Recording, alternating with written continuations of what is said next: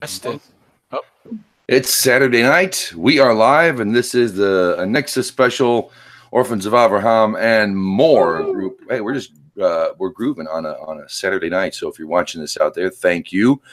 Appreciate you tuning in. And it's pretty much an open discussion we'll have here tonight. If you're a civilized person, come on in and talk Torah, because that's what we do best, among other things. Pretty much an impromptu Saturday night conversation. It's the 7th night of Hanukkah here in the States, and a warrior's holiday. I think Gav said it best. It's like it's Christmas. It's all about brotherhood and forgiveness and love and peace on earth. And Hanukkah is like, don't get in God's way or we'll make orphans of your children. Torah. Right. Man, that could be a T-shirt. We'll make orphans of you. We'll make orphans of you. You have John Belushi, the picture of John Belushi from Animal House. Oh man, that's funny. Making orphans great again. Making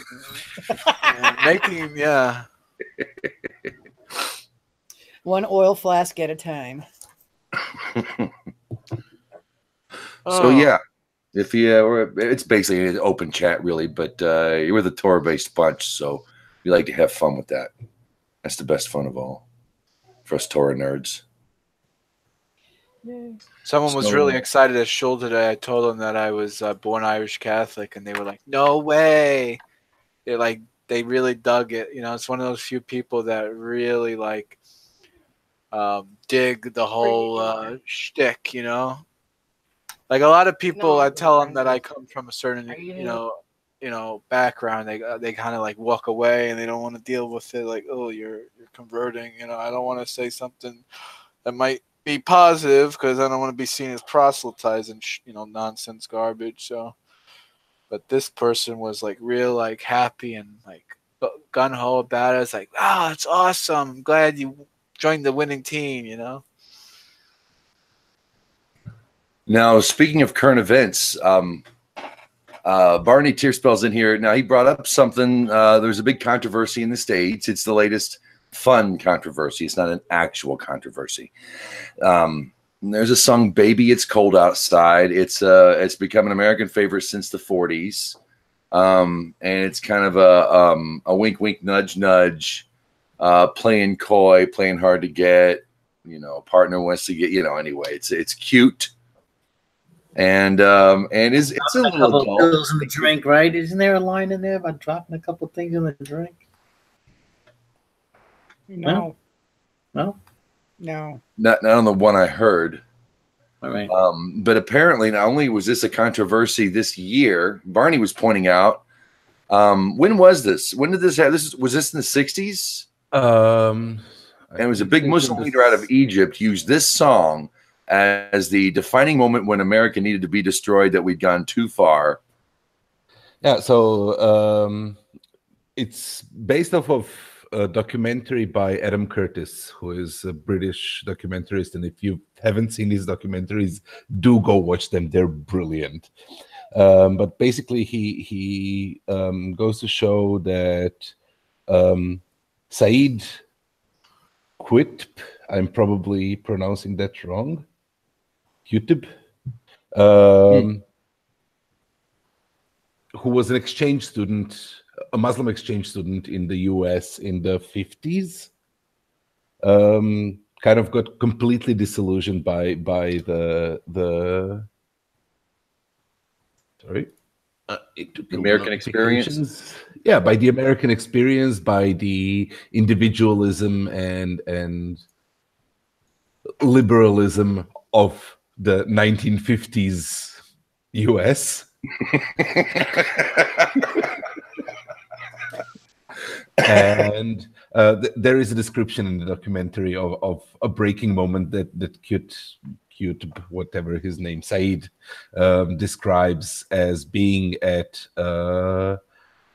prom dance or something like that, a school dance with young people dancing to each other, and this song, Baby It's Cold Outside, came on, and the pure debauchery of young unmarried men and women just hugging each other and dancing slowly to a song about basically forced illegitimate sex is the thing that kind of pushed him over the line, and he decided that that's it, and he kind of became the father of modern Islamism, the philosophical father of modern Islamism, and his teaching influenced al-Zawahiri and the whole set of movements that came then in the 60s and 70s in Iran and all of that. And one of his students, so Zawahiri was his student Zawahiri was the teacher and the main influencer of Bin Laden and that information of all of that. So that song has some big history. Wow. Brother. John also posted over here in the side chat the lyrics to, they're a part of the lyrics to the song. Maybe it's cold outside. My father will be pacing the floor, listen to the fireplace roar. So really, I'd better scurry because please don't, it's beautiful, please don't hurry. Or maybe just a half a drink more. I'll put some records on while I pour. The neighbors might think, baby, it's bad out there. Say, what's in this drink? No cabs to be had out there. I wish I knew how. Anyway, goes on. But yeah, say, what's this in this drink? It would be alcohol. It would be alcohol, but in the wide world of Cosby. Yeah, I was just about to mention him. It's alcohol, like an eggnog. Yeah. Or like a doctored punch. We're hoping in the 50s that United States liberalism of the 50s, you know, Mickeys weren't, hopefully Mickeys weren't a thing back. Not till the 60s.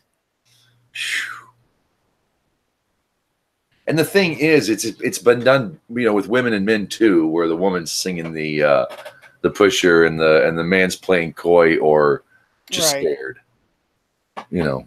Right. How about Santa Baby? No one ever complains about Santa Baby. I love that song. Love that song. But the show Glee did a gay version of Baby It's Cold Outside for one of their Christmas specials. Oh, well.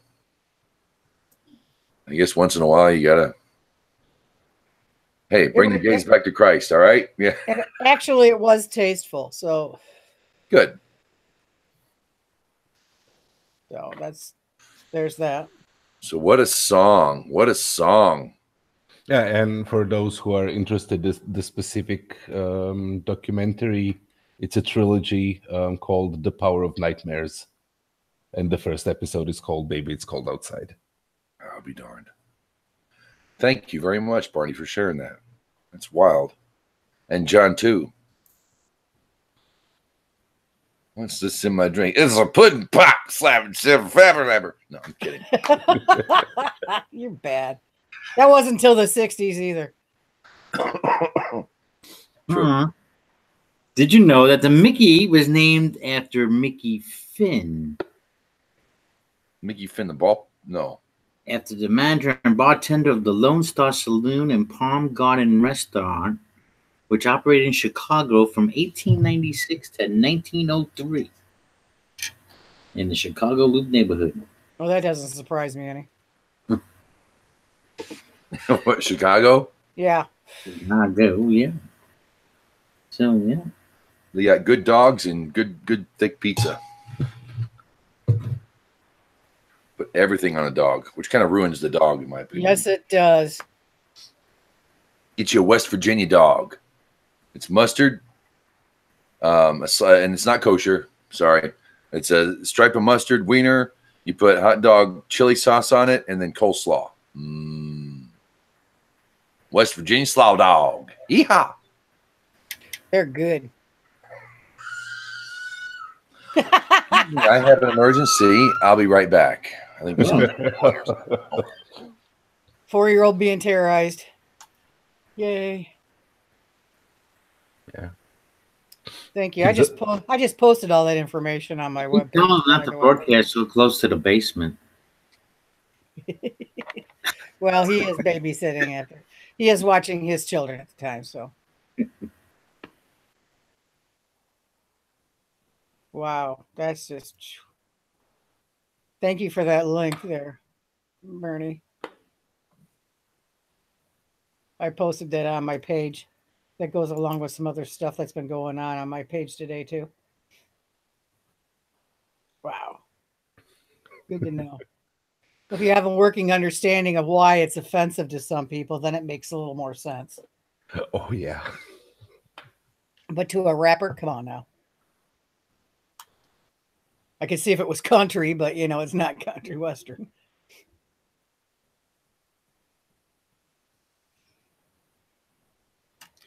Wow. Mind blown. Just goes to show some people's children, I swear. Ugh.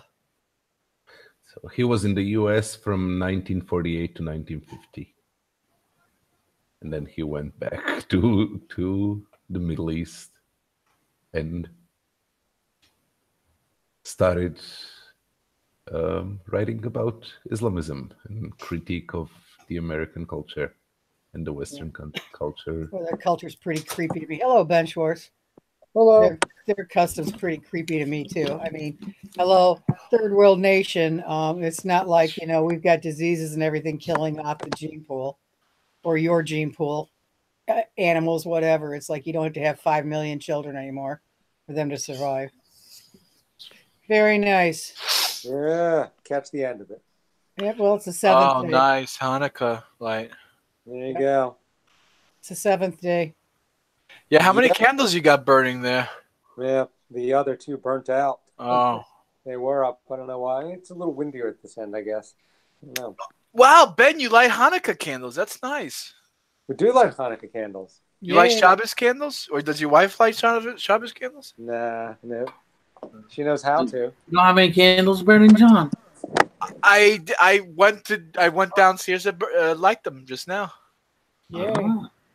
I did mine around the 5:30 mark today because it's overcast and cloudy and it got dark. So it's like, okay. There's the Peter, Paul, and Mary song with Hanukkah. Right? Peter, Paul, and Mary's a good band. One of my favorite bands. There's a light one candle song, or maybe it was just Peter. I don't know. One of them. Michael Rowe is a really good song. Oh no, that's not what it's called. Row the boat ashore, Michael. What's it called? Where's Eve? Michael row the boat ashore. Yes. Eve. So Ben, how was your Shabbos, Ben? What did you do? Went for a walk. Okay. So what's the topic of discussion? I come in and Hi, Carla. Hey. Oh, hey, Carla. What's going on, Carla? We got a topic, or what's the topic? Who has mods? I can't really hear you, Ben. What's up? Your mic's Who has low. mods? Who's mod? Who has mods? I have mods. Yeah. Okay, invite Darth Dawkins. He always wants to know that. Who has mods? Who has mods? Where is Darth Dawkins? I haven't seen him in a while. I think he's just on Discord terrorizing people. Oh, he only does Discord? Yeah, he doesn't seem to come on Hangouts anymore. I think everyone got... I don't know why. I think there's... I'm not sure why. Maybe... Got Doc dropped. What's that? We got Doc dropped. He got Doc. What's Doc dropped? Doc means someone gave out your real name and address. Oh, yeah. Oh. Yeah. Gary Milner.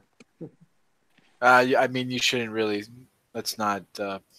Well, might not be true. Yeah, that's true. No one... I mean, who knows? No one really cares. Right. He cares. Gary. Are we seeing a pattern here? Gary. Everyone's name is Gary. My name's Gary. Mine's not anymore. All the best not anymore. It was for 8 years, but it's not anymore. All the best people on the internet are called Gary. No. Some people call me Larry. Get it, Larry? Anyway. You can call me Jay or you can call me KJ, but you doesn't have to call me Johnson.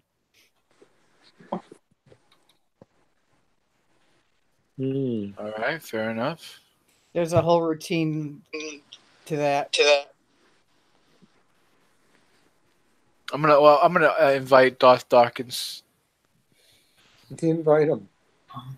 Would you know? How would you know in your worldview?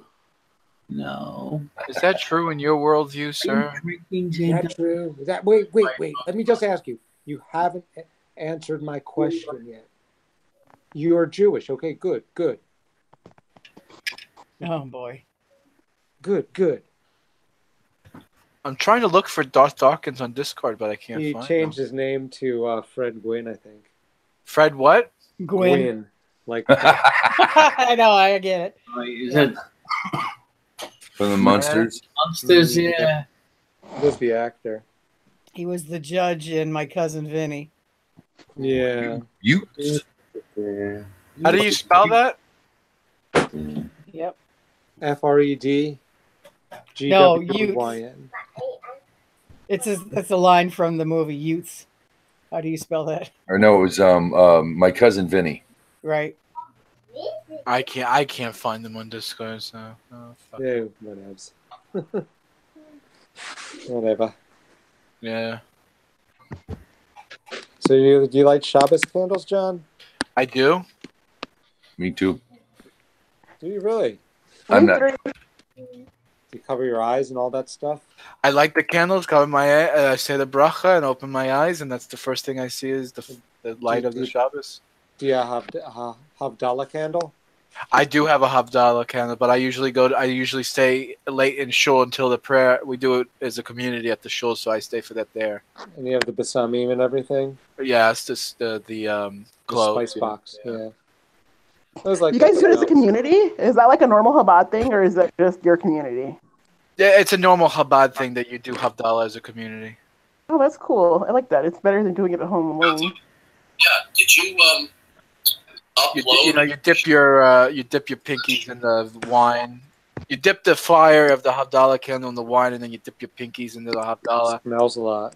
Yeah, then you They have dip. one of the 5-wick candles, like those, the braided candle. Right. I was trying to explain the ritual to the people that don't know what we're talking about, but Oh, Havdalah, it's like the separation between Sabbath and the rest of the day, the rest of the week. So that's marked with it's actually kind of a lovely ceremony, isn't it? It is. nice. It is nice, yeah. Sometimes it sucks, though, when you don't want Shabbos to be over. Because you're Well, you going can to go take back it to work. earlier. You can always take in a Shabbos an hour earlier, but you can never end it an hour earlier. I know. Yeah, I just didn't want to get back to the real world today. I hear you there. Where's the real world? Yeah. Hard to prove there's a real world. Huh? I thought I was living an illusion. Yeah, it's hard to prove. Can't definitively prove there's a real world, so you don't have to worry about it. Well, yeah, I guess. Matrix. Yeah. A lot of we have a solipsis in here. Ben, you're solipsis. Yeah, not at all. It's just bullshit.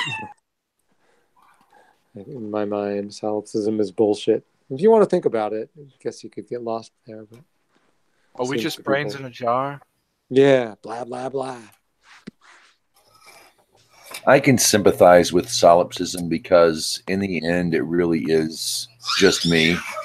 I can sympathize. I'm not one, but I can understand. When it comes to empiricism, you definitely have to go by your own experiences first. But how you could stay in that, how you could lock yourself down into that position of viewing everything. I would never be a solipsist. I can sympathize though. And Yeah. solipsism isn't brains in a jar. It's the realization that there is no jar. Well, that just rules Futurama right out then, doesn't it? I love that. Hi, Catherine. You want to say hi back, or are you just going to giggle some more? Hi, Catherine. Okay, she's going to run away. You're welcome. Thank you. One It good must turn. be a 4-year-old thing, you know. I was like, all right, it's in the air for 4-year-olds today. Okay. Doxing kids on the internet. Fun for the whole family.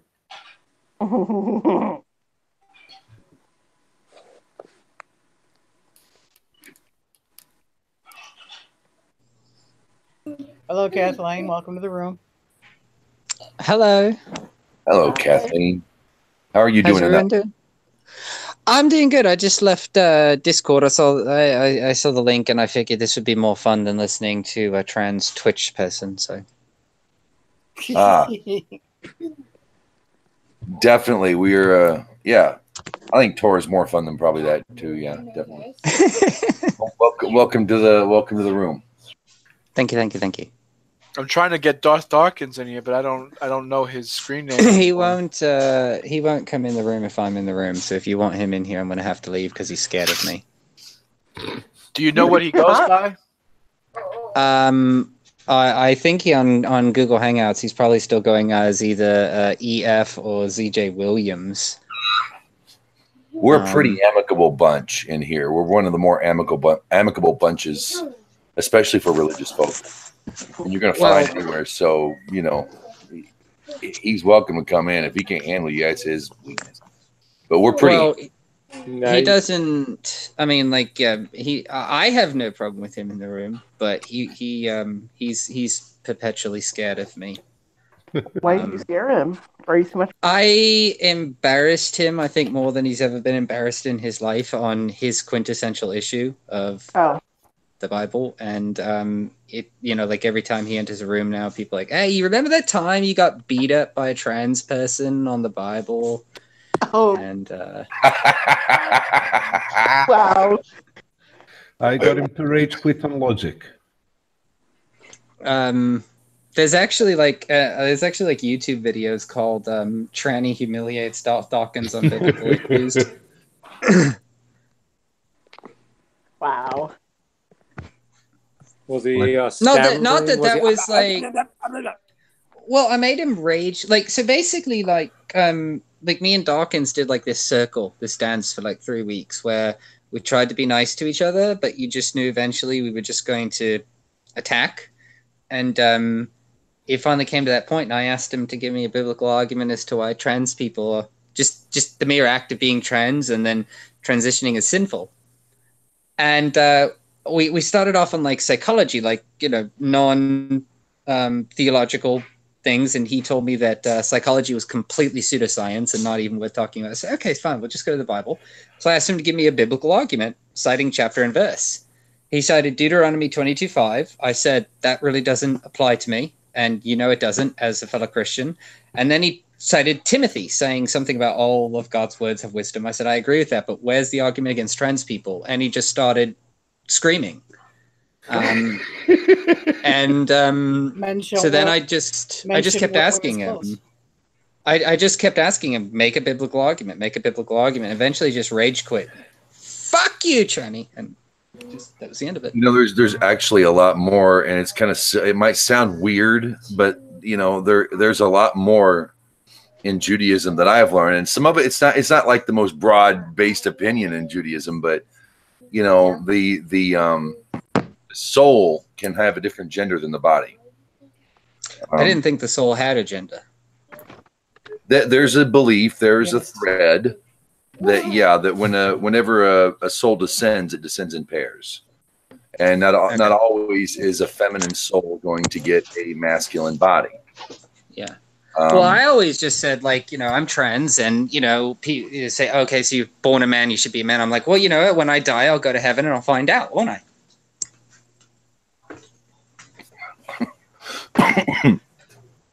But you know, towards the very end, I just threw out Paul, and I said, you know, when we die, like, you know, whatever, there is no male or female, Jew or Gentile. There's only in being in Christ.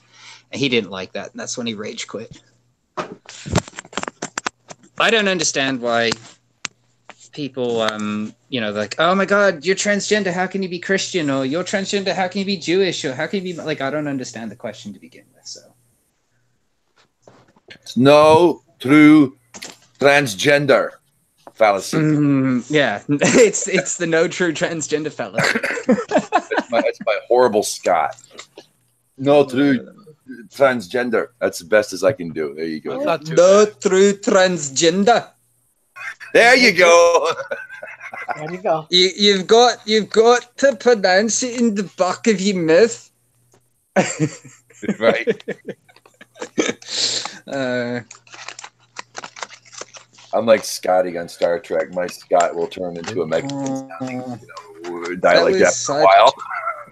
I think the two worst Scottish accents I've ever heard on TV are Scotty's and Mel Gibson when he played William Wallace.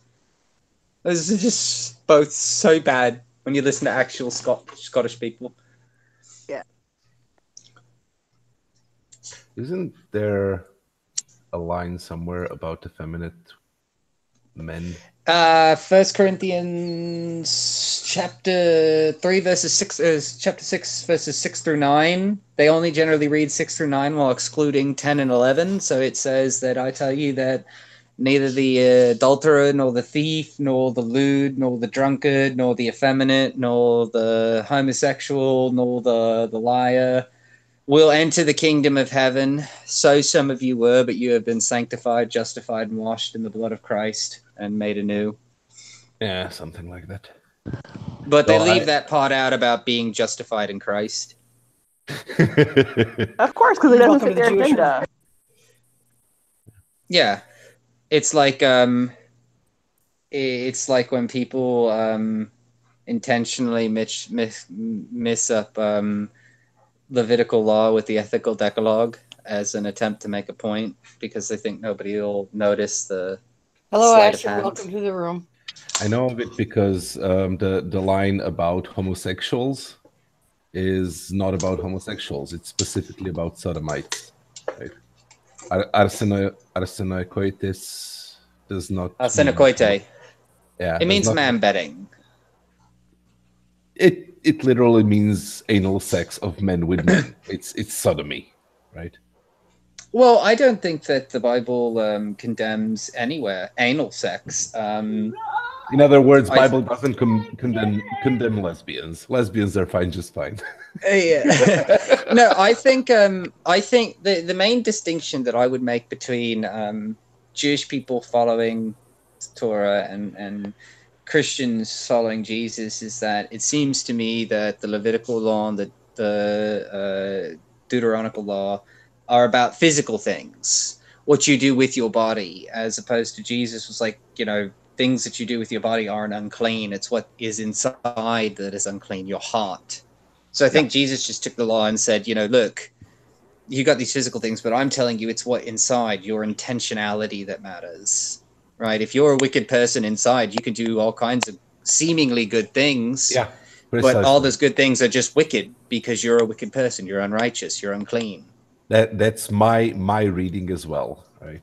If you are like just lascivious and just want to put your dick into any hole, including other men's hole, yes, that is a wrong thing. But if I never, being a Christian, I just never could understand any interpretation which would deny love, right? If man loves a man, it's an act of love. How can that be wrong? Exactly. Well, and I mean, there's lots of things I don't understand that Christians do. Like, I don't understand why Christians, like Western Protestant evangelicals, seem to have this such hatred and almost like despotic view of Jews and Muslims and I don't understand it. I've never understood it. Family dinners for me were always really interesting because my father's side is Jewish and my mom's side is Roman Catholic, and they don't really get along. From what I know, from the European perspective, it goes the storyline, the narrative that I know goes to Venice and the Jewish traders there, who were basically Middle Easterners who were coming in to trade and kept to each other and traded exclusively with each other and gave each other the best possible and got rich off of it. And that since then it's just been propagated and promulgated as Jews are the other who are here to take your money. Right. I joked around that I joke with people sometimes, mostly atheists, but I say, you know, I got two good things from my mom and two good things from my dad. From my mom, I got Catholicism in my hips, and from my dad, I got, you know, Judaism in my nose. And basically then that narrative from Venice and like the subtext in Europe was then blasted out through a megaphone when the Nazis took power, and I mean, it got spread. Well, I think it's a little. I mean, I think it's a little bit deeper. I think in America, at least, I think American Protestants condemn Jews for killing Christ. Is what it seems to be. Yeah, there's that for killing Christ.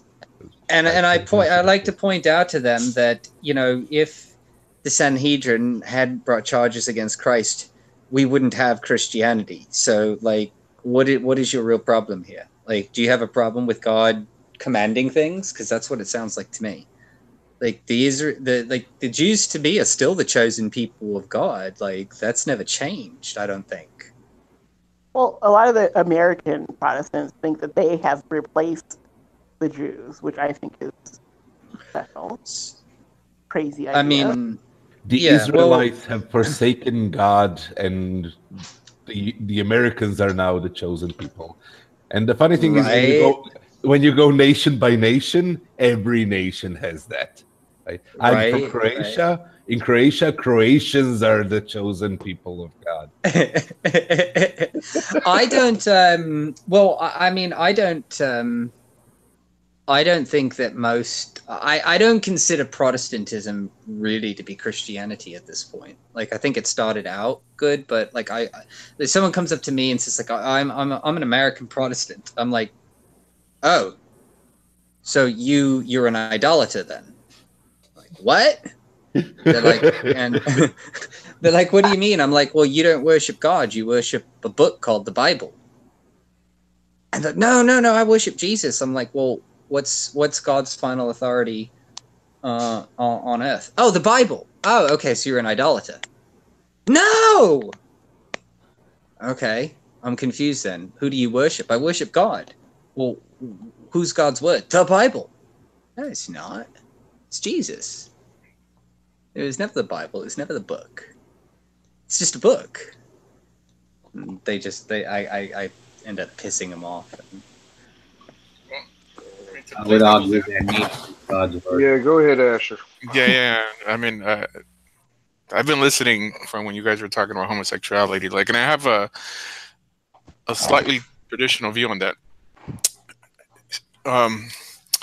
But I don't think there's a conflict of interest with someone saying they believe in the Bible and at the same time say they believe in Jesus. Now, I don't believe in Jesus, but we can make that argument if someone says I believe in the Bible and I claim to worship the God of Israel. Well, the only reason Christians know that that Jesus existed is because of their Bible. I mean, the only reason Christians know that the God of Israel existed is because of the Bible. You know, so it's Torah and the Bible that ultimately validates God, and not God who validates the Bible. So it's not a conflict.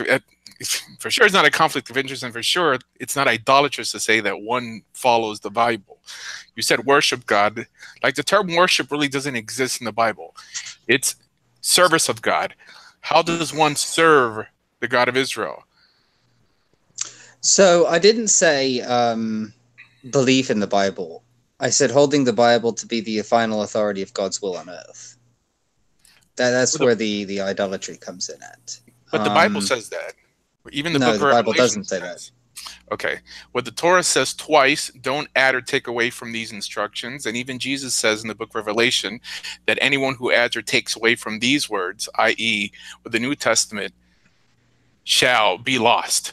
In other words, it does limit the authority of what's acceptable and unacceptable to the words that appear in these books. Yes, but the New Testament was edited. Well, the other thing is that when Jesus says in in Matthew, Mark, and Luke, "Do not take one iota away," and then again repeats in Revelation, he's not referring to the New Testament. He's referring to the Old Testament, because the New Testament hadn't been written at that point. The Old Testament wouldn't even be a thing until 280 years after the Book of Revelation was written. I'm not making a Jewish argument. I'm making a Christian argument because I'm not Christian. I'm just saying, right. In the eyes of a Christian, I mean, you guys aren't traditional Christians to call any Christian idolater, for going by sola scriptura. But from a Christian perspective, who believes in traditional Christian. Wait, hold on. Well, a traditional Christian is someone who believes in the 27 books of the New Testament as some sort of divinely inspired addition to the books of what Jews call the Tanakh.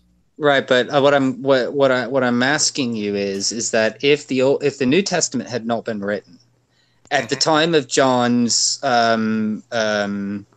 condemnation on the island of Patmos, if the New Testament didn't exist at the time, how could John have possibly been speaking about the New Testament when the New Testament wouldn't be codified till 280 years later, and Paul's writings weren't even finished at the time of the death of John? So it makes no sense to think that's a Jewish argument, not a Christian argument. You can't call yourself a Christian to make that argument. If you make that argument, it's a logical argument. It's a logical argument, not a Christian argument or a Jewish argument. No. It's merely a Christian. Hold on.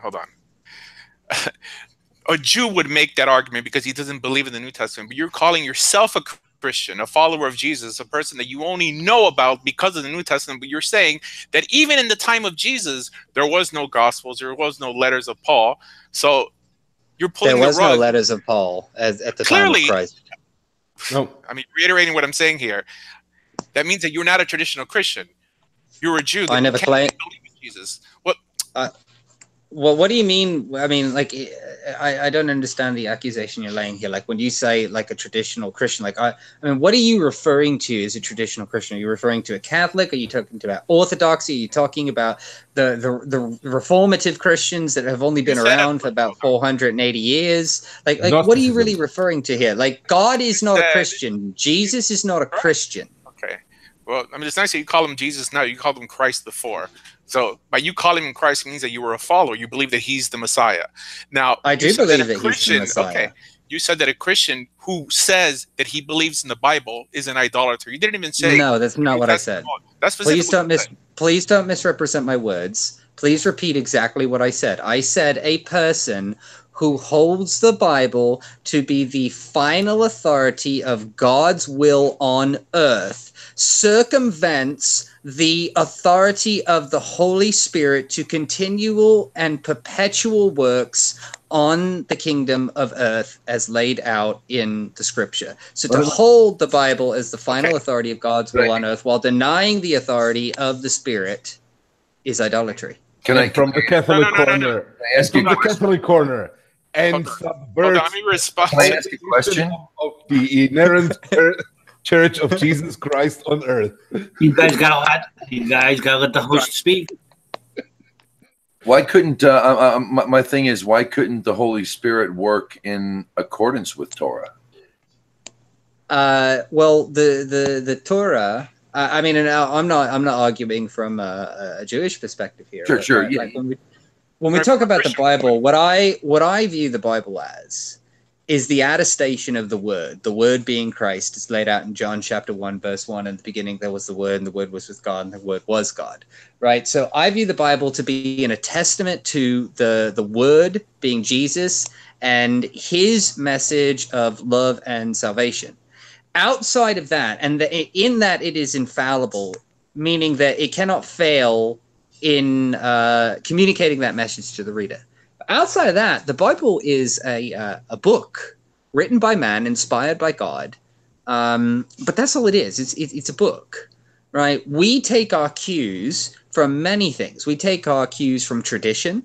We take our cues from doctrine. We take our cues from scripture. We take our cues from general and special revelation. We take our cues from other Christians. We take our cues from theologians and biblical scholars. And we also take our cues, our final cues, the cues that we would understand how to differentiate what is true and false from the conviction of the Spirit, which we receive upon baptism. Okay, wait. You first used the word logical, but then you said that the Bible itself does not close the borders on revelation. In other words, it endorses progressive revelation. But then you acknowledge that the Torah itself says, even before the books of the writings and the prophets, even the New Testament was written, the Torah itself says not to add or take away from it. So you have to disregard that statement in order to include any notion of John chapter 1, any notion of the Spirit revealing truth, or the Spirit even being a separate entity. So that doesn't sound too logical. I don't see how that. I have absolutely no understanding of how that could possibly follow. I mean, when we talk about general revelation, we are speaking about that which exists. From the beginning of time, God's invisible qualities and powers have been known from what has been made, so that none are without excuse. That is general revelation, saying that we will know God merely by opening our eyes and witnessing his creation. Special revelation, generally speaking, doesn't happen anymore, though I'm not saying that it couldn't happen, some kind of special revelation from a messenger, like a Joan of Arc type thing, if you want to attribute that. But when we talk about revelation from the Spirit, right, the Spirit will never reveal something to you that is contradictory to the will and nature and commands of God. That's how we can know whether or not what is convicting us is the Holy Spirit or merely our mortal self wants, or kind of, I mean, I don't like to use the word demonic influence because that just kind of sounds Catholic, but, you know, that's how we can tell the difference. So, like, if God said, I want you to go out and murder babies, if I felt like the Spirit was saying, go out and murder babies, I can know that's not God, because God would never give me that command. So you're not ready to say that there's anything new or newly revealed in the New Testament that doesn't appear in the Old Testament? I think that the New Testament affirms the Old Testament. Again, would you say that there is nothing new that appears in the New Testament that doesn't clearly appear in the Old Testament? No, I wouldn't say that. Okay, because you said that the New Testament can't add anything new, but only reaffirm what already appears in the Old, correct? Yes, well, what do you mean by... This is not adding anything new. This is just interpreting it. Oh, really? So can you tell me where in the Torah is any notion of a Messiah to be interpreted later on in the New Testament? I mean, wait a second. There's are you telling me that there's no prophecy of the coming of the Messiah in the Old Testament? That's just blatantly false. Isaiah, Jeremiah, Daniel, Genesis, Exodus, Colossians. Am I pronouncing that right? Colossians or Colossians? No, that's New Testament. What's the one with the C? What's the one with the C in the Old you Testament? Can quote as many books as you want. Right. These books, and especially Isaiah and Daniel, speak about the prophecies of the coming of the Messiah, where he will be born, what he will do. Right. Well, of course, from a Christian perspective, because if you're a Jew, you reject Christ. Because you believe in progressive revelation. It's got nothing to do with being. No, it's got false. There are Messianic Jews. So to say no Jew is categorically false. Paul was a Jew. Peter was a Jew. James was a rabbi. Sure. Really, James the rabbi? Where? but what the I think the big difference is in Judaism, we can count on Torah first, and if it contradicts Torah, then it's contradicted God's word. So even if you bring something new or unheard, or if you have I don't discount revelation in people, but if you come to something that's put in front of you and that's open your eyes, in Judaism, if it contradicts that which came before, particularly with Torah, because that's the core of the whole thing, then we know to veer off from it. So that's the difference. In progressive revelation, it's like, I know that happens. I honestly believe there are more prophets than what we hear of today in the world that have happened in the world. But in Judaism, that's the whole thing is we can count on the Torah first. That's how and that really does make it a lot easier to sort out the world. I think we can count on, I think as a Christian, I can count on both the Torah and the New Testament. I mean, I don't discredit the Torah or the. You're adding to the Torah, then. I mean, the Torah. You keep saying I'm adding to the Torah. Well, right? I don't feel that I am adding. Look, That's what you just said. either You can count in the New Testament and the Old, not just the Torah. Either Jesus Christ was who he said he was, the Son of God, the promised Messiah, the atonement for sin and salvation everlasting. Either he is that, or he was a false prophet. He is only one of those two things. If he is a false prophet, then the New Testament is merely a addition to the Torah that should not be. It is apostasy, or the New Testament is the life and breadth and inspiration of the Son of God. And since God is the author of both, as a Christian, the Torah and the New Testament, That's a statement God can do anything God wants. God could add another 50 books to the Bible if he wanted to. All right, wait a second. You're making a lot of statements of faith here. Okay. But you're giving me a creed of what you happen to believe. A Christian. Okay. About Christian faith. What did you say? I'm bugging out. One at a time, Jesus guys. is One at a eating time. Let's not popcorn. be animals. So, Hold on. if the Torah says you shall not add, it doesn't mean that God cannot add. And what Jesus is saying that he's not adding, he's interpreting. He is not adding anything or taking anything away. He's saying how it should be understood. And remember, Christ. Hold on. Oh, I'm sorry, I didn't mean to interrupt. Hold on. Wait. We have to have. Wade, Let me say one thing. I want to hear Just from one thing, Wade quick. real quick. Wade, All go right. ahead. All right. I'm freaking out. Jesus, he's eating popcorn. I'm really freaking out here, guys. Go ahead. Getting a kick out of this conversation. Okay. Wait a second. Someone's got popcorn and they're not sharing? No, Kathleen. Jesus. I think you and I could agree on things of Jesus and why he said what he did and what he believed and the things that he did and why and the time that. What do you think on what's attributed to Paul? You are What do not you ready to eat the popcorn that I have prepared. What do you mean by things that are attributed to Paul? I'm not For sure what you mean by that. Well, we have Paul, and he shows up sometimes like he's a nice Jewish boy doing the right thing, bringing gifts and offerings to the temple and gifts to the priests. And then we have things like Hebrews that seem to almost convolute Jeremiah, where we hear things like the prince of the air, which is nowhere, anywhere else in Torah. We have things like the evil one rules this world. Nowhere in Torah does it say that. Nowhere in the Tanakh, I should say, even either of those two things. And sometimes, and there are Christians who say that some of the works in the New Testament that have been attributed to Paul aren't. So would you say that everything of Paul was groovy, or have you ever had a question about what Paul says? Or is there any, Jesus, you and I could probably agree on, but I like magic wand. Generally speaking, I think that,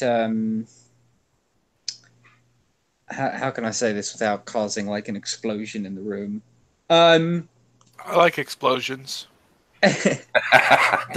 I think Paul was the most zealous convert to Christianity in the Bible. I also think he says a lot of strange things that don't seem to jive with the Old Testament, which is surprising to me because Paul was a scholar. I mean, he was the guy, right? So it surprises me. So often what I think is that I don't think Paul wrote a lot of what is attributed to Paul. I think that Paul ascribed things and people wrote down things. But my approach to the Bible is if I read something that's attributed to Paul that seems to contradict with Christ or be contrary to Christ, I just go to the Spirit, because I'm going to go with Christ and not Paul. Paul was a man. Christ was God. But I don't think the Bible is perfect. I don't think the Torah is perfect. I think they are books written by man, inspired by God, but with the capacity for error. Well, that's what occurs when you include so many more books as divinely inspired that are so flawed. it makes you view the whole Bible as imperfect instead of just saying, you know, these letters that were written in prison from Paul are just letters and not additions to the Torah. Because you said that you have no problem. I don't think I don't mean to say this and sound like, you know, rude or anything, but you have done nothing but like really seemingly misinterpret everything that I've said since I got into this room, and like I don't know if you're doing it intentionally or not, but it's a little annoying. Yeah, well, it sounds like you're in some way like trying to back out of a debate here. Welcome You're not back. answering any of my questions, right? I've answered your questions. What is your question? Rabbi, what is your question? The statement I made right now was that it's easy to call the Bible imperfect when you add so many books to it, like letters written in prison. That he said that he considered this divinely inspired as an addition to the Jewish Bible. He considered this divinely inspired. And there's others. But he did say that there's some stuff that he's not quite sure about too. Didn't you, Kathleen, say there was some stuff in Paul that actually bothers you? No. Yeah, there's lots of stuff in Paul that bothers me. Right. Okay. But then he says that's why I view the Bible as imperfect. There's stuff in Paul that bothered Peter, because 2 Peter says about Paul, he writes the same way in all his letters, speaking in them of these matters. His letters contain some things that are hard to understand, which ignorant and unstable people distort, as they do other scriptures to their own destruction. Ouch. Yeah, I mean, Paul, again, right? So Paul today, to compare, would be like your Bart Ehrmans, William Lane Craig's of the world. Like, Paul was an educated man. He was a Pharisee. I mean, he was the guy. So the temple, none of this, by the way. the temple conscripted Paul to discredit and hunt down followers of the way, because mind you, the term Christian is a slur, right? And the first way he went about doing this is preaching the word of God in opposition to Christ. And when that didn't work, he started to persecute them through imprisonment. But now there's nothing in the New Testament that would lead me to believe that Paul ever actually killed anyone. I know that it has been said that Paul was a murderer. I don't read that anywhere. I think he persecuted, maybe jailed, but I don't think he murdered anybody. Would you be open to the idea that some of the letters of Paul might have been forgeries or attributed to him after the fact? Yes, I would. Okay. So that's an unorthodox Catholic position, if I may, from my experience and upbringing as a Catholic. Right. Actually, you're next. Go ahead, Barney, please. The Bible is inerrant, but that doesn't mean that it cannot be read inerrantly. There may be many things in the Bible which can be read contradictorily or understood contradictorily, or things that seem to add things, but they don't. And this is clarified in the Catholic Church through apostolic succession and the inerrancy bestowed by Christ. So Christ came to his apostles, and this is actually written in the New Testament. He put in them the truth of the Father, so that they may speak rightly on these things, right? Mm-hmm. And wait, I'm sorry, I didn't mean. Let me just finish. So yeah, I didn't mean to interrupt you. I'm sorry. When Jesus did that, he bestowed on Peter and his other students the gift of inerrancy when speaking ex cathedra about things of faith. And whomever they said was inerrant in the same way, them not being able to be wrong about it must have also been right.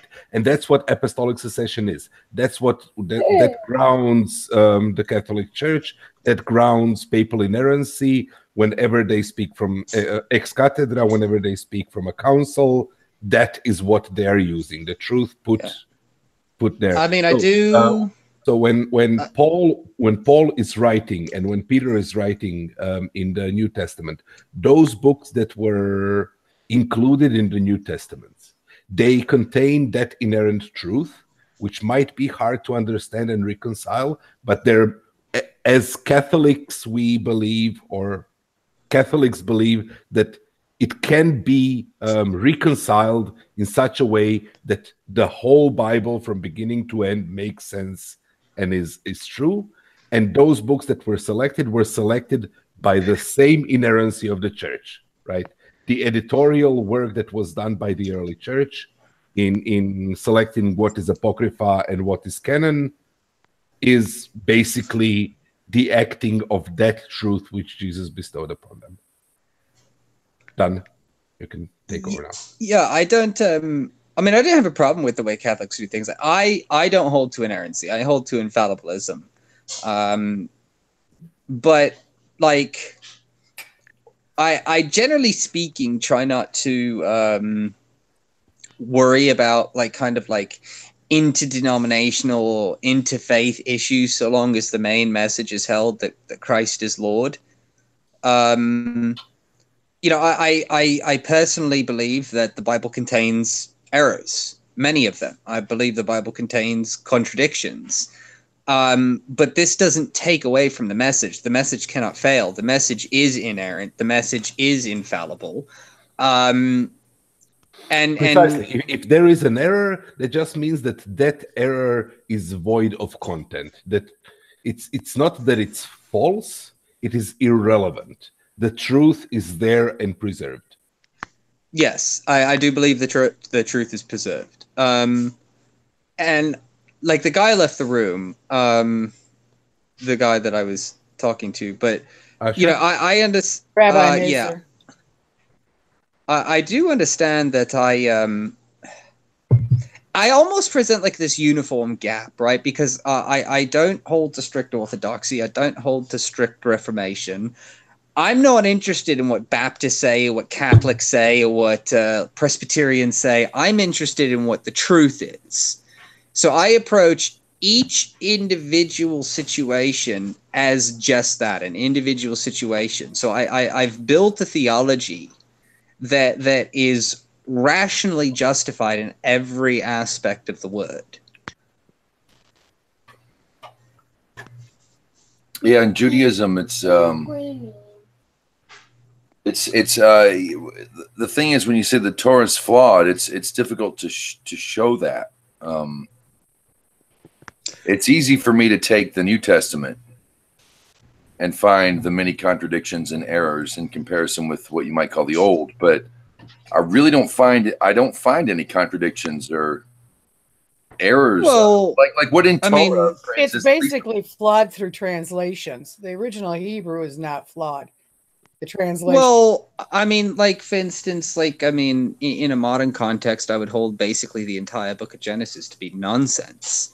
You know, this idea that there's an ice dome over the top of the earth. Well, we know there's not because we shot rocket ships through the air. You know, I think that the book of Genesis. That's what I was going to say. Ice dome. What the fuck? The separation of the firmament, right? There's supposed to be like this, like I don't remember the exact words, right? But like anyway, right? Like separates the waters above from the waters below. Yeah, like there's waters above, like there's waters above, like, and I mean, I guess if you were to get technical and say, oh well, clouds or water, the air has water molecules in it, like, you know, like okay, right? But I think the book of Genesis is a polemic book. It's a book of argumentation to separate the early Israelites and their creation mythos from the Egyptian pantheon, and that's what I view it as. So, no, I don't think the earth is 10,000 years old. No, I don't think God created the world in 6 24-hour periods. No, I don't think God picked up a handful of dust and blew into it and out popped a man. We don't believe that either. No, see, the thing is what I'm hearing from you is that you're going to pick and choose what you're going to believe, and that's fine because I love that accusation. I love that accusation, right? I love that accusation. It's completely and utterly false, but I never get tired of hearing it, right? Well, I don't pick and choose anything. I don't pick and choose anything, right? What I do is I take each individual question that could possibly be had, and I look at it from a big picture and a small picture, and I try to find what the actual truth of the situation is. So if that is picking and choosing, trying to find truth, if that is picking and choosing, then I'll wear that. But it never ceases to amaze me. People call me a cafeteria Christian or I pick and choose things. It's absolutely false. It's ridiculous assertion, but I never get tired of hearing it. Because what I do is I challenge the heresy of the Western Church. I challenge the heresy of the Catholic Church. I challenge the heresy of the Orthodox Church, right? I challenge these things because I am looking for what is actually true as opposed to what I'm being told is true. Okay, Wade, for that reason alone, that's why I sent you a Chumash with commentary. You sent me a what? No, I sent Wade a Chumash, which is the first 5 books of the Torah. With rabbinical commentary and oral Torah commentary. I have something similar to that on my bookshelf. Yeah. I just wanted to jump in because a perfect rhetorical tool came up. He said the waters above can now be understood as clouds or as the ice in the asteroids or whatever. And somebody said, well, there you go, right? And I just wanted to point out that's the reinterpretation. Christians view the New Testament as Jesus going through the Old Testament and going, when we said waters above, we meant the clouds, right? Right. So, okay, Barney, except he's doing that for the spiritual things and the laws. Barney, I think it's safe to say that everybody in the room was not a Catholic, but a Christian at one time or another. So we have a working knowledge of the New Testament. Okay, we're just letting, as well as Rabbi Asher Mesa, who left. So we get it. We understand where you come. We understand where everybody's coming from. Yeah, no, I just right. the thing that I was saying earlier, this came up as a perfect setup for a punchline, right? Yeah. Perfect. Well, I mean, like when I hear, like, I get accused of this at least 5 times a day, right? Because I have a lot of these conversations. I mean, people say, "Oh, Kat, you're just picking and choosing. You're trying to fill in these. You're trying to believe what you want. You're trying to eisegete the text." I don't think I ever eisegete the text. There's many things that I follow that are counterintuitive to what I think belong rightly in the world. I follow federal headship, even though I find federal headship to be distasteful. This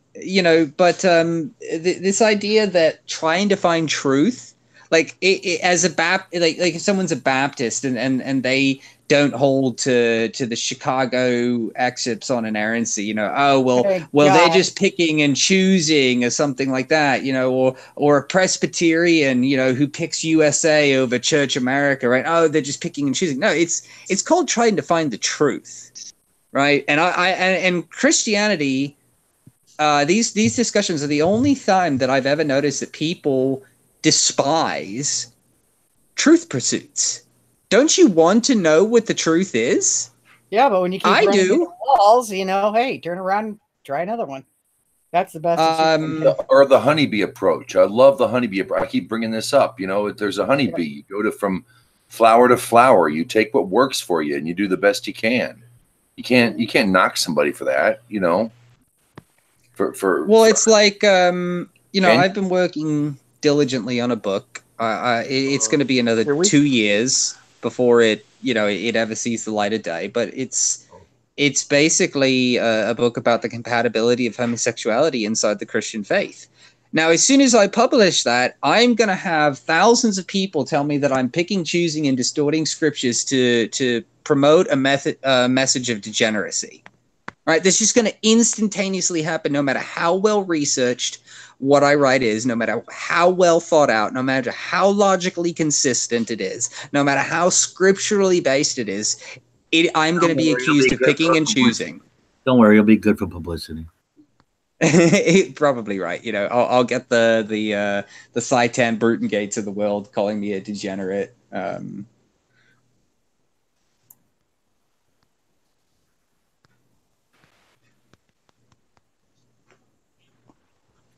Barney was saying he wasn't aware that everybody in the room was Christian. I was about to type here. Who's Christian? No, I brought out the fact that everybody that was in the room used to be former Christians. Yeah. Well, I was kicked out when I was 13, so I don't really count that. Oh. No, I was seriously kicked out because I was asking too many questions. And like the my mom's preacher told me to leave and not come back until I could come back with the prayerful, sorrowful, something heart and be willing to be taught. And so I never went back. Yeah, that's not that. See, but that's not Christianity. That's authoritarianism, right? I know. I don't consider him to be an example of a Christian, but I am not Christian. See, I was asking too many questions too, and I was 15, and my mom and stepdad actually arranged, quite out of character really, for our rector, our priest, to come and have a talk with me at home. And after talking with me, he said, "Just go into the world and learn. Just don't put it before God." And that was it. He was almost, I could tell, looking back, he was probably exasperated that everybody was panicking, that I was becoming interested. Probably. Other thing. I mean, and he said, don't put it before God. And that was it. And he let me go. And you know what?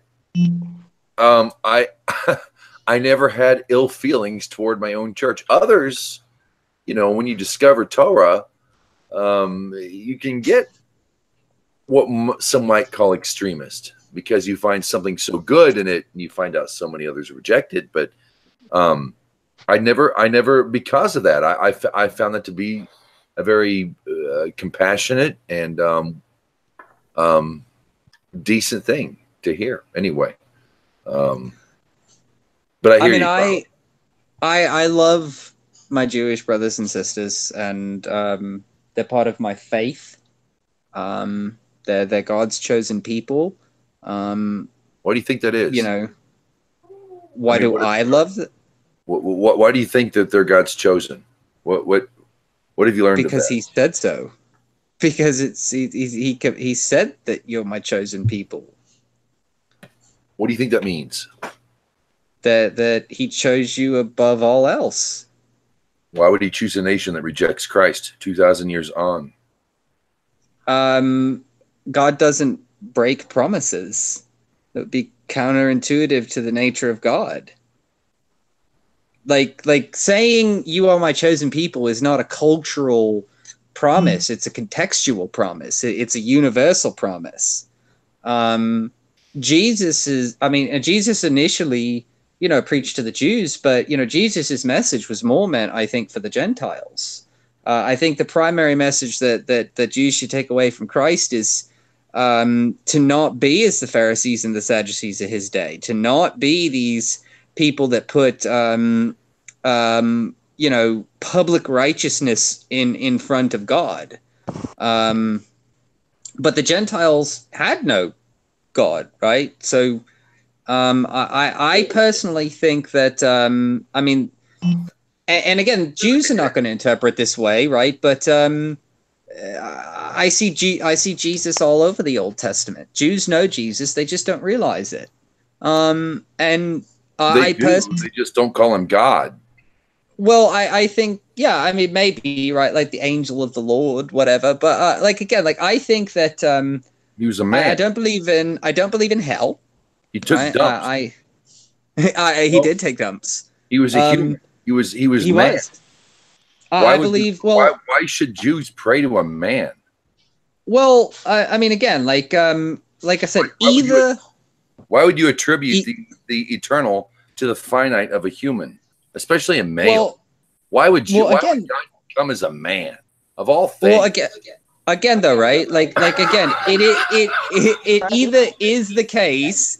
It is either the case that Christ Jesus of Nazareth is the Son of God, the promised Messiah, who was crucified on a cross, died and resurrected 3 days later, and sits at the right hand of God, from whence he shall come to judge the living and the dead, or he was a false prophet.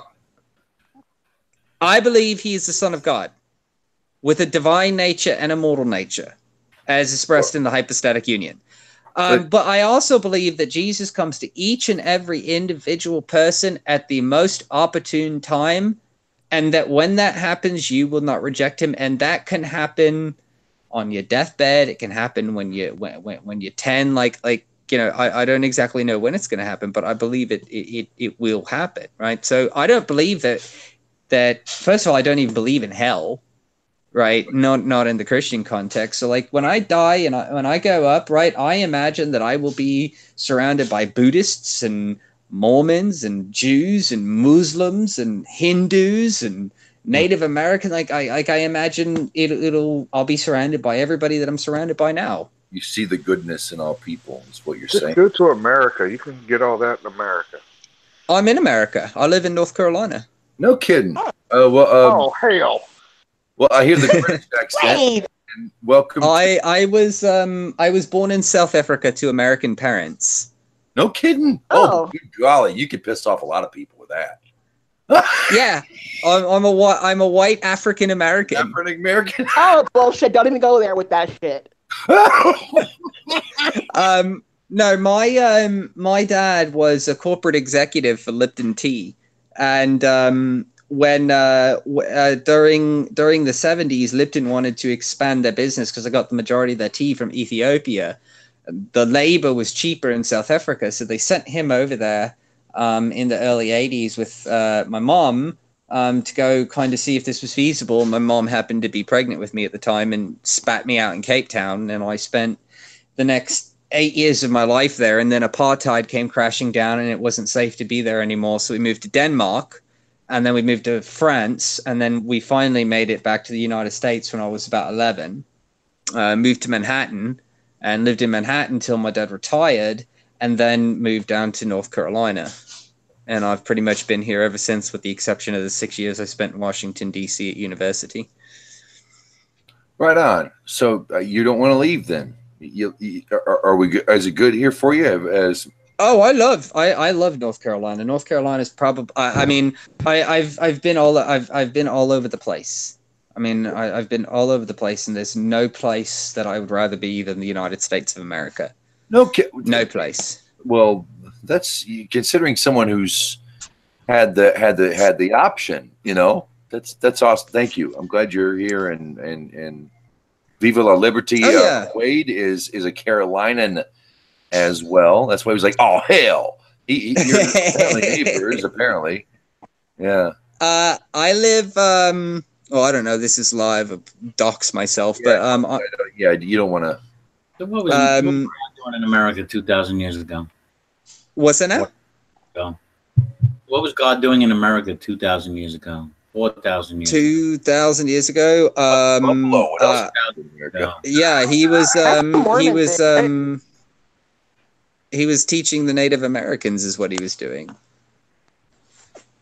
True. I don't. Yep. No, the Shawnee, the Cherokee. There's a lot of at least North American Indians who were monotheist. Yep. Who believed in one God before the Spaniards got here. Yeah. I think that's why most American Native Americans were so easily able to kind of understand the Christian influence, so to speak. I mean, I think that the way it was done was appalling, but the Sioux tribe, right? It's a great example. There was a Catholic monk who wrote a letter to the papacy saying that of all of my travels, of all the indigenous people that I've ever encountered, these people seem to have known God before we even got here.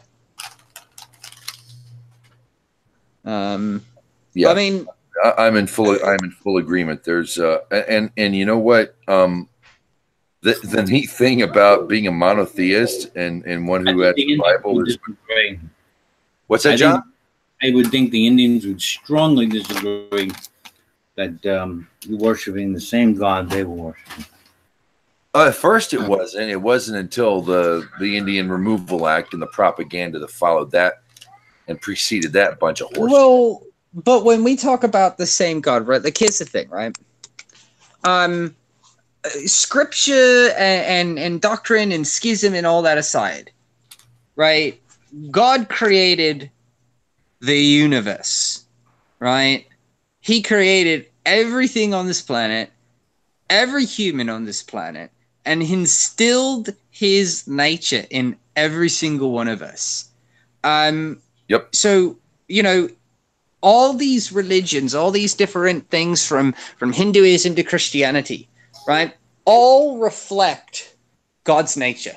Every single one of them. Now, some of them might not get it right. Some of them are pretty damn bloody. I mean, like Aztecs and Incans, Jesus. Like ripping hearts out of people on top of stone pyramids. Right? What makes you think you have it right? Why call yourself a Christian? Why not a pantheist then? If that's the case. I don't claim to get it right. I claim to, you know, have my personal understanding. I would never be so audacious to say that what I preach is the truth. It is what, to the best of my ability, I believe to be correct, but that does not mean that I'm not wrong about every single thing that I do or say. See, I would agree with Kathleen on that. I really honestly believe there is a basic goodness to human beings. And that song of the universe can be heard by all people, or any human. I'll just say it that way. Any human at any time, at any point in history, I believe that a human being can you know, dance to the rhythm of the universe. It's like a surfboard. You know, you can, you know, it's like surfing. You know, and I really think that any culture, no matter where you're at, I think that there's a way to surf the cosmic wave. And we're all finding that you know, it's like the guy, you know, everybody's moving to the same peak on a mountain. What you want to avoid is the guy that's running laterally, telling everybody else they're wrong. Because it's trying to get to the same point, you know. I really believe that in my heart of hearts, that there is a universal message that everybody, the atheist, you want to piss a hardcore Christian off, and I've done it. I've scared the piss out of him. Who created the atheist? Watch him spaz for a few minutes. Right. Who created there's this great you know? There's a great passage. I don't know if you guys have ever watched the show on Netflix. It's called Last Kingdom, and it's about the creation of basically the Christian nation, England, in Wessex under King Alfred, right? And there's this scene where he's arguing with a pagan, talking about, you know, my God is correct and blah, and how can I accept the word of a pagan? And the pagan turns to him and says, "Did not your God create the pagans?" And he just, you know, and the king just stands there in silence, just shocked at this truth that had been given to him by, you know, a pagan, you know, someone that they would rather see dead. Did your God not create the pagans too? Did your God not create the Buddhists and the Hindus and the Aztecs? And you know, and you know, the thing is like, you know, the ultimate question of this is, if you were born or somehow managed to get trapped on a desert island, do you need the Bible to go to heaven? Do you need the Torah to go to heaven? Do you need a Christian to preach the word to you? No, you don't. Well, you would need to behave properly. God will give you everything you need in order to meet his requirements, right? Now, he's made it easy for most of us. He's given us Holy Scripture. He's given us prophets. He's given us learned people, right? But he also said, you know, you can know me from creation. And if you believe, then you will be saved. Because that is what salvation is, to believe. In Christianity, yes, but no. I hear somebody's little baby. Yeah, she's star of the show. She hears me talking. She likes to play talk. I want another baby. I want another baby so bad. She ran away. I'll bring her in if she comes back, which I'm sure she will. Wade, you were saying something. What were you going to say? Well, he or she or whatever that is over there. Kathleen. Okay, Kathleen. I didn't mean that in a bad way. I don't know what she. You or, can. Kathleen, I am a. Kathleen worked. Yeah, I'll Kathleen worked. Kathleen. I'm just saying, as in for Christianity, that works as in faith. But when you go to Torah or something like that, it's just different. So, Well, anyway. do you believe that Abraham is in heaven?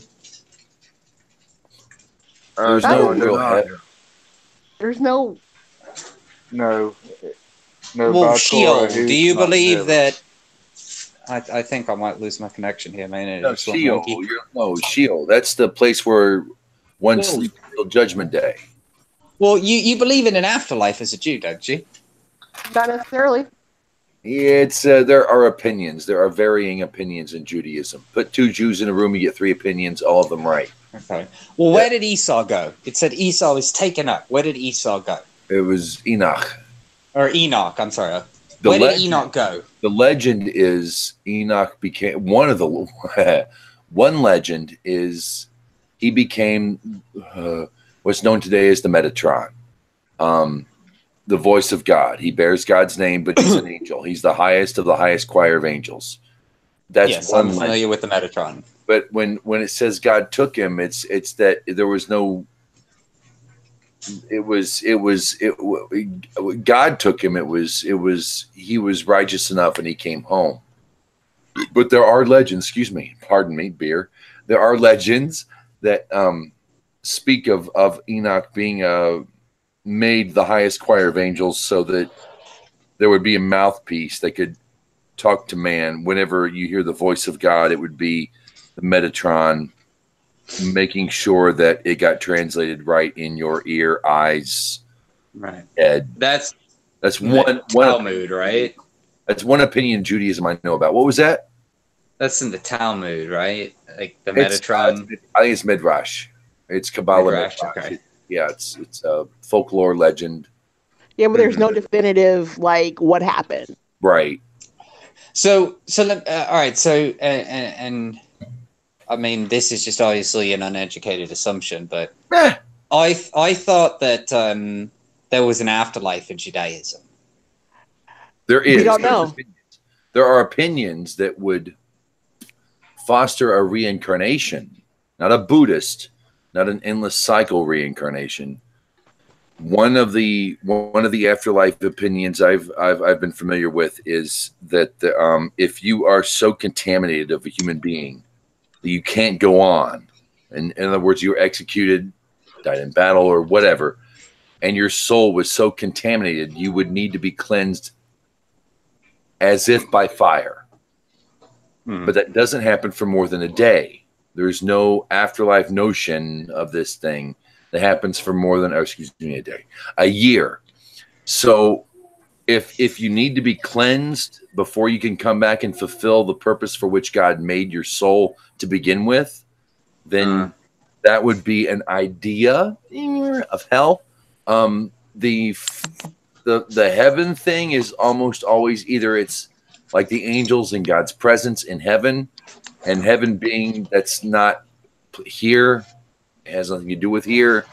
But there's also the notion of the world to come, as in if your soul, if you die a good man, you die a good woman, you die a good person, you would have a place in the world where disease and war were no more. That's the notions. But in Torah, like in Judaism proper, there's no real, like Carla was saying, there's no one really knows. There's many opinions, but there's no definitive answer. So on this, Jews are free to believe in whatever, but it's a very now life-based thing. Okay.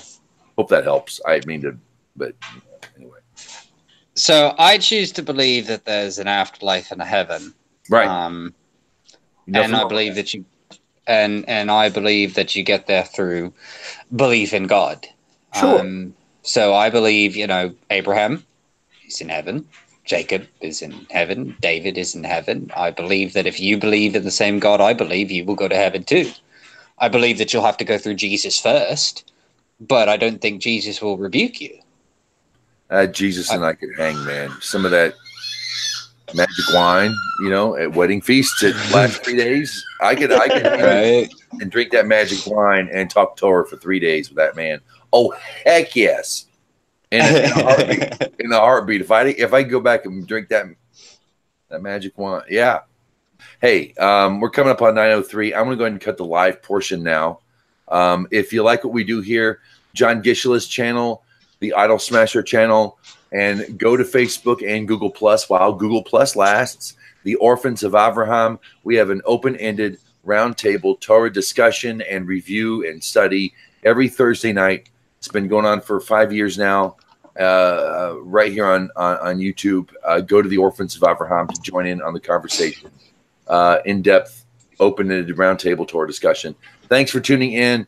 Shalom. Happy Hanukkah. We're on day 6 here in the States, or day 7 here in the States. Be well, y'all.